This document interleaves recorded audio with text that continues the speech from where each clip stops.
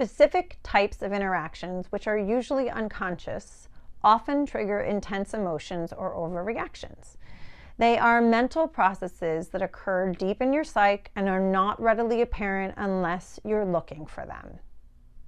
To react appropriately when these dynamics occur, you need to become more conscious of when you're the initiator and recipient of them.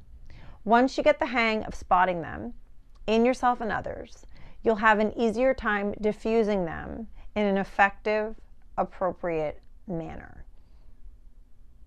These dynamics are the ones that lead to such overpowering reactions that you feel you can't beat them and run off and abuse yourself instead. Note that most of what's going on in these interactions is unconscious, out of your awareness, off camera. Just because you can't recognize the dynamic doesn't mean they're not happening or affecting you. The second unconscious process that may get you going is called a transference reaction. A transference reaction occurs when you're in a situation that is highly similar to one you've repeatedly experienced before, most often with your parents or other significant people in your childhood. Transference happens when you are aware that you are in the present, but your emotional system reacts as if you are in the past. Say your board chair calls and says she wants to talk about an upcoming meeting, and then she starts unloading her personal drama on you. After 15 minutes of complaining, you or anyone might start to feel uneasy. Now, imagine that you had a mother who was emotionally immature, used poor judgment, and inappropriately confided in you as if you were her best friend. As a young child, of course you felt inadequate to take care of her or solve her problems. You may also have felt proud and honored that she turned to you in distress, as well as terrified that she would fall apart and you would let her down. In your current conversation with your board chair, you may re-experience the same feelings you had with your mother. Can you see the parallel? Instead of reacting as an adult and simply explaining that you have to get off the phone, you react as if you are that child and she is your mother. You may feel overwhelmed, enraged, invisible, incompetent, inadequate, paralyzed, or want desperately to fix her problems.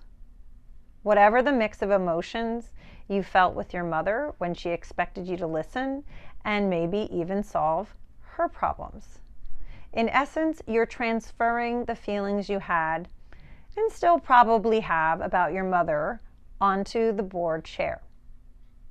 You're caught in a transference reaction when you're infuriated that your boss dismisses all of your suggestions, just as you were as a child when your father systematically ignored your opinions. When you fear making things worse by challenging your control freak spouse because she got knocked around as a child every time you talk back to her parents. If it's hysterical, it's historical. The vulnerability and hurt you experience is not really about the present.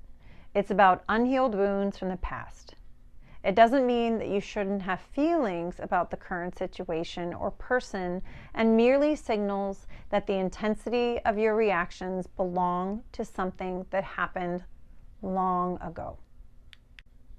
The way to counter a transference reaction is to closely observe when your feelings are out of proportion to a situation and reel yourself back from the past to the present.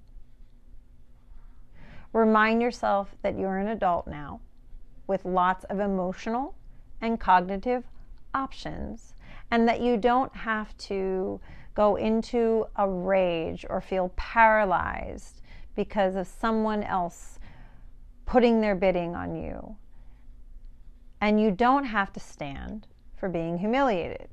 You can speak up, walk away, or not take things personally all of the time. Common transference triggers include if you had a childhood full of neglect and felt invisible most of the time, when you feel unseen and heard today, you're likely to react. If you were under constant scrutiny growing up with minimal opportunity for self-sufficiency and autonomy, you'll probably have trouble being micromanaged today. You might also overreact if, as a child, you had excessive pressure to excel or behave perfectly, were severely restricted or harshly punished for minor infractions, witnessed abuse, or lived in a constant state of fear.